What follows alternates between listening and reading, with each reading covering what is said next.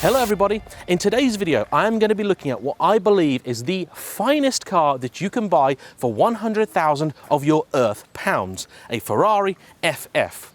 Here we have my friend James Dean's 2011 FF presented in this stunning triple layer Rosso Maranello, a £12,000 option at the time it was new. Now sure, if you've got 100 grand burning a hole in your pocket, there are a lot of ways that you could spend it, and indeed you could get more luxurious cars than this for the money. You could get faster cars for the money. You could definitely get bigger cars for the money. But I genuinely believe there isn't anything out there that can even remotely approach this car's unique combination of talents.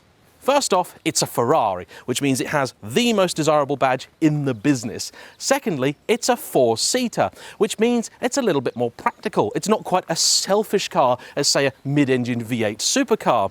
Now, of course, they aren't the only company to build something very fast with four seats. You could get a brand new RS6, but it's a little bit boring, don't you think? You could get a Bentley Continental GT, but it's a little bit Premiership footballer, don't you think? Or you could get an Aston Martin Rapide, but even Aston Martin never really seemed to know quite what they wanted to do with that car. And where the Rapide looks just a little bit like every other Aston ever made, this really stands out.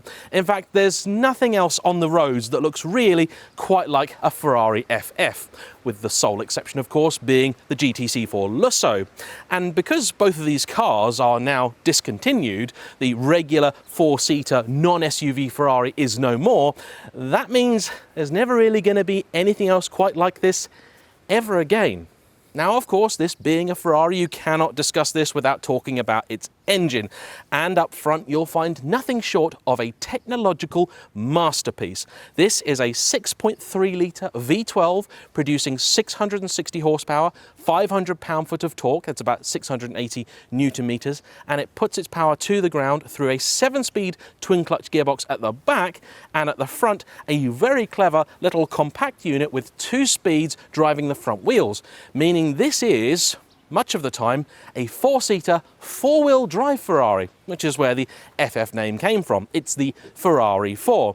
Now, once you change up into fifth, this car becomes rear-wheel drive only, but having this little bit of power that can be sent to the front means that in inclement conditions, this car isn't necessarily completely lethal. And that's good to know. E63 or RS6 owners will certainly scoff at the boot space, which compared to those is quite limited. However, if you think of this instead as a Ferrari, it's actually kind of generous. You can even fold the rear seats, giving you quite a bit of load space, and there's more than enough back here for all of your regular Ferrari owners' things. In truth, this isn't really sort of permanent four-seater car. I see this more as a two-seater with a lot of luggage space or a temporary four-seater. It's perfect for a weekend away with a couple of friends because there's more than enough room in here for 4 soft bags or a very expensive Ferrari luggage set if you're lucky enough to own one of those. Up front, it's very much business as usual. And from the driver's seat, you really wouldn't know you were in anything other than your ordinary average Ferrari. There is leather everywhere. The roof is Alcantara, and this car has been specified with the fairly down-to-earth combination of black hide with contrast white stitching that just lifts the cabin. There's also a healthy amount of carbon fibre, as you might expect. You've got the traditional pair of screens flanking a central tachometer here.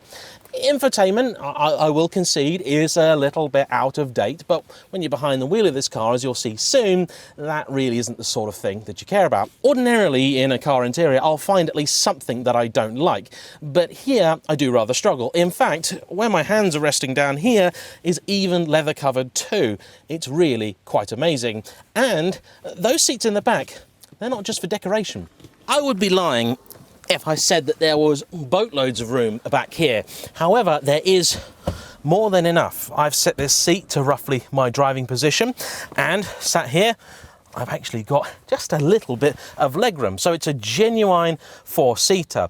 It's also rather luxurious with your leather everywhere, armrests where you need them, and this car even has the entertainment system in the back of the seats. So you get a little pair of headphones which pair up with the screen, And that means your ones in the back can watch their DVDs, TV, or anything else they like and not distract the people up front.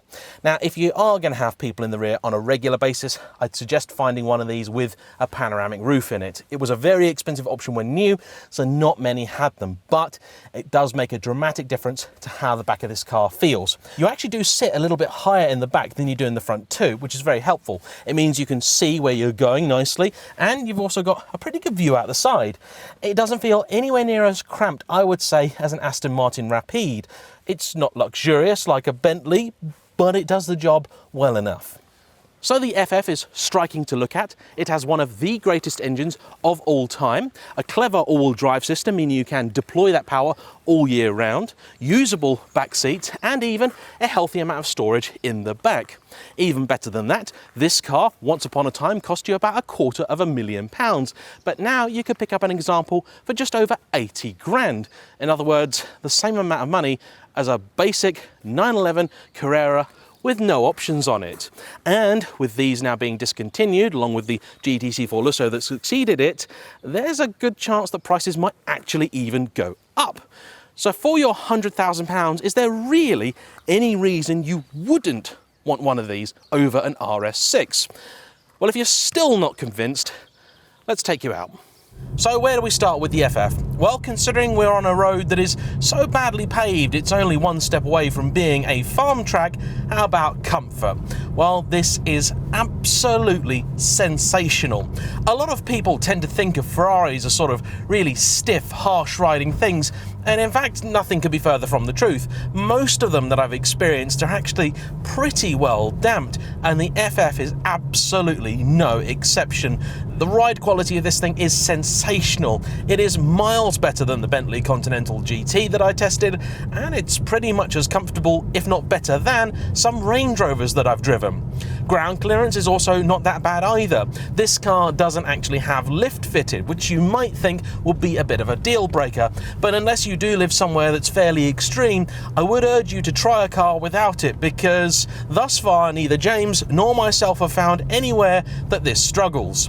The all-wheel drive system on this car is a very clever piece of kit. And what you've got is that separate gearbox at the front with only the 2 gears in it, roughly equivalent to 2nd and 4th in the main gearbox. But it's geared slightly differently, so if it was in permanent operation, because its clutches are actually always slipping just a bit, it would burn itself out.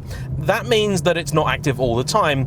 It has a pretty complicated computer that works out exactly when it's going to be needed, which means the majority of the time this is just rear-wheel drive. However, when you call for it, the car can send up to 20% of its power to the front, giving you just that added bit of confidence in its ability. And that means that even though it's rained today, I should be able to put my foot down on this road, no trouble at all. Let's put that theory to the test, shall we?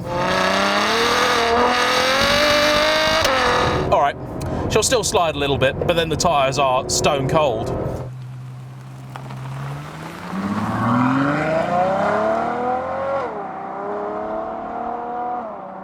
That being said, she'll get a little bit sideways, but she still moves. And if we were in an F12 or an 812 right about now, I'd probably be going the other way. The other thing I really have to talk about straight away is the steering in this car. Now, steering is something that Ferrari are very hit and miss with. They're not like McLaren, who get it pitch perfect every time. In fact, I'd say the majority of Ferraris that I've driven, steering is one of the real letdowns. Not so in this. Not only is this decent by Ferrari standards, I'd say the steering in this is some of the best in any car I've ever driven. I really fell in love with how the F8 steered, but this is just next level. The GTC4 Lusso had electric steering. This is one of the last cars with hydraulic, and it really benefits. It's got an absolutely perfect weighting, so it's light enough around town, but once you get a move on, the assistance dials itself back, and it is just the most wonderful helm. Really tactile, very accurate. It's not so fast though to make the car skittish, which means that you can make real decent progress. Despite the fact that it is a pretty big car, and be under no illusions, this is not a small thing, you can place it really well. You may have acres of bonnet, but you can survey your lands very well from this position, and these seats are magnificent. They strike that perfect balance between support and comfort. They are exactly the seats you need in a car like this. These have heating, no cooling, no massage. Think you could get at least cooling, not sure about the massage though.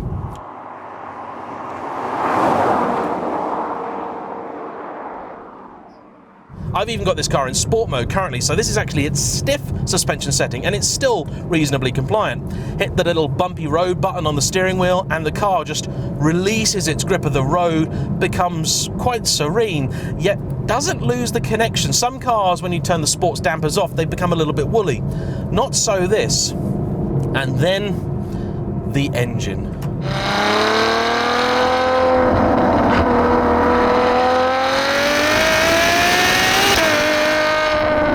Now, if you drive this car like you would an RS6, something with big turbocharged power, you'd be very easily fooled into thinking this maybe wasn't that quick. If you change through the gears too early, it's never slow for sure, and the response is utterly sensational. But if you leave it in the lower gears, oh my word, this thing gets a real wriggle on. Now it might be 1.9 tons, but then the new Audi RS6 is 2.1.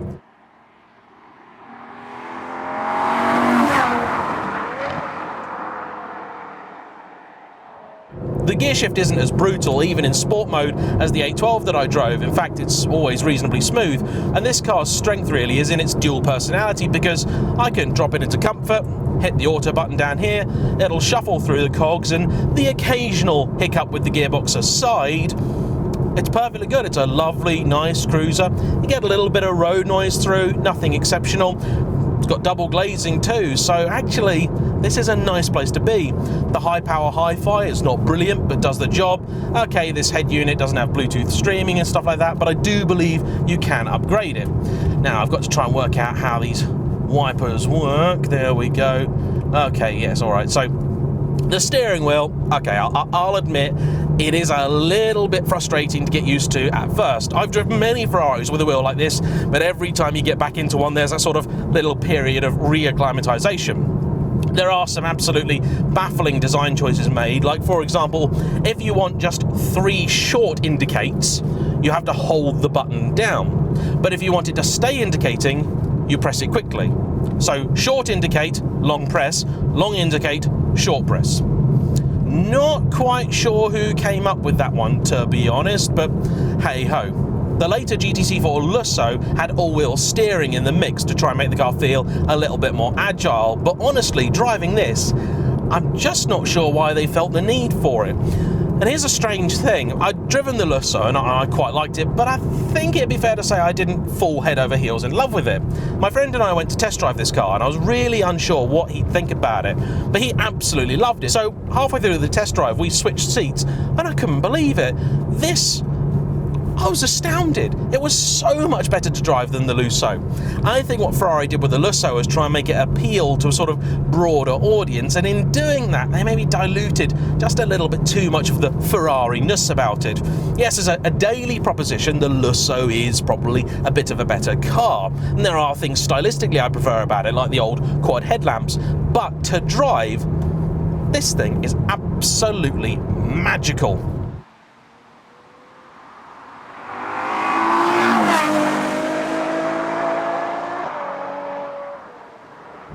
Carbon ceramic brakes can be a touch sensitive on occasion, but it's not really much of an issue. Now let's get it back out of auto, back into sport, bumpy road mode on please, and let's work through some of those gears, shall we? Of course, you're never anything less than perfectly aware that there is a mighty V12 up front, but the car is only ever as daunting, as fast or as scary as you want it to be, and you've always got that slight safety net of the mild all-wheel drive system. There you go, bit of straight road.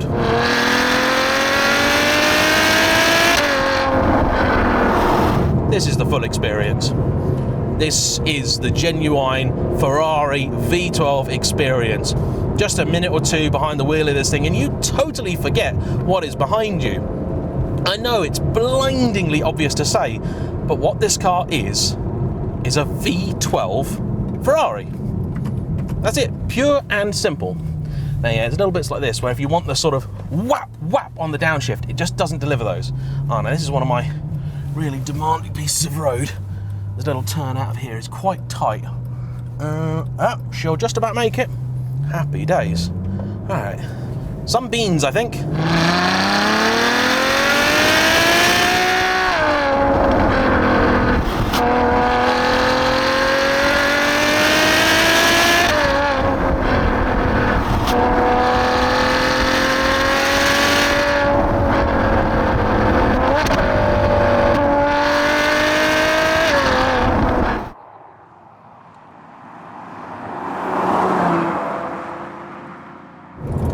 Quite honestly, drive this for a couple of minutes, and the idea that anybody would ever go and buy a 911 and not one of these seems just impossible. I can't think why you'd do it. I want one of these, and I can drive this more or less any time I like, but I want my own one. This is mighty. Absolutely unbelievable. And this to me demonstrates one of the core differences between Ferrari and let's say McLaren. McLaren makes some very, very fine cars. I know people think they know what I think about McLaren, but generally they don't. However, this, on so many levels, just shows McLaren for the sort of infantile company that they are. And I don't mean that in a sort of, puerile, they're acting like children kind of way. I mean, they're just a young company. Everything that they chuck out is more or less a reheated version of the same recipe. But this car is so completely different to, let's say, an F8, a 488, a 458, and somehow it's still got that sort of Ferrari spirit. You still know it's come from the same factory. To be able to get such performance and feel and drama out of something like this is sensational.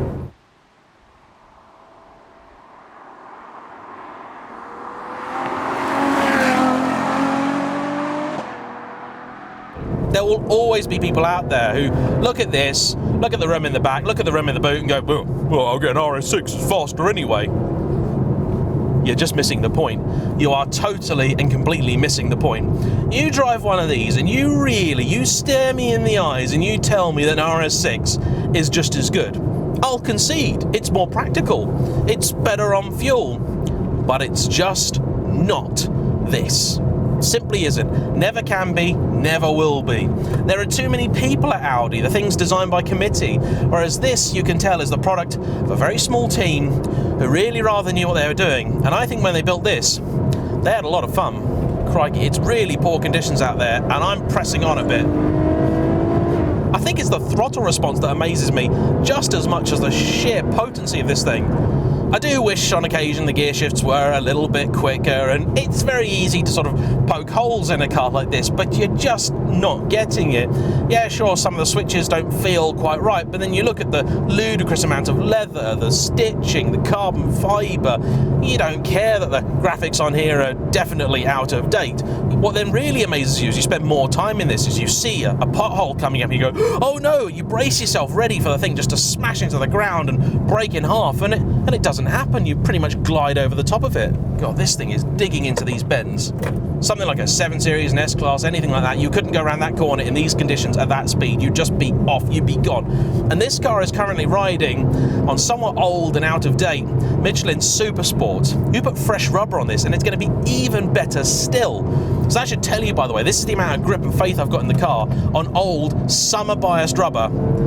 And it isn't summer. There you go. She grips and she goes. It is quite long geared. You need to use second and third a lot more than you think you should. But that's probably for the best, because if it was shorter geared, I think you just wind up lighting all 4 tyres a lot of the time.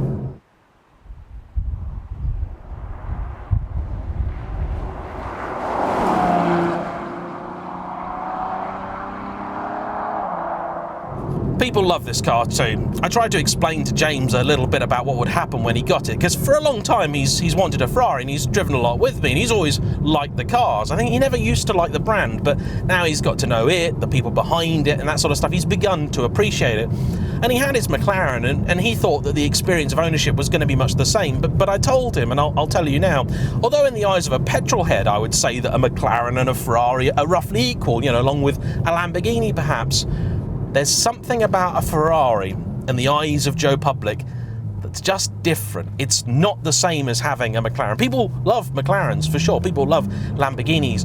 But you tell someone that you own a Ferrari, that's a whole different kettle of fish. That's something special, that sets you apart. But having a Ferrari like this makes you even cooler again. Yeah, I love the 458, 488, F8, all that kind of stuff, and I desperately want one of those cars. But this, as a car to take to the continent, I can't think of anything better. In fact, as a car to take to the shops, I can't think of anything better. Yes, you are going to spend a lot of time at the petrol station. You're going to get very, very friendly with your local Shell station staff. But that's fine. My local Shell staff are really quite nice. And every time you fill it up, that means you get to look at it. I was never really that keen on the looks of the FF when it came out, but like a few Ferraris, the 360, the 430, it's genuinely grown on me in the intervening years. This doesn't look like a decade-old design to me at all. And the shape of it, those proportions, it's a bold-looking car. I've seen James go through a lot of cars, but even in his words, he hasn't really been as happy with any of them as he has been with this. It can do just about everything. Yeah, sure, on the right day, in the right conditions, the McLaren is nearly untouchable, but the whole rest of the time, it's a deeply compromised, very flawed car. This is great on a day like today, and it's great on a summer's day too. If you want to have fun, it'll have fun. If you want to just relax, get to your destination in comfort with the stereo on, it'll do that too. You want to take phone calls, the Bluetooth actually works, it's very clear, it's nice. But every single piece of this car you look at, you feel, you touch, it oozes special. But it's special without the compromise that you would usually expect. And it's for that reason that, to me, this is the greatest car you can buy for under £100,000. Do you agree? Let me know in the comments down below, because I am absolutely blown away by this car. I really, really am. I knew it would be pretty good. I didn't think it would be like this at all. This is genuinely one of my favourite cars of all time.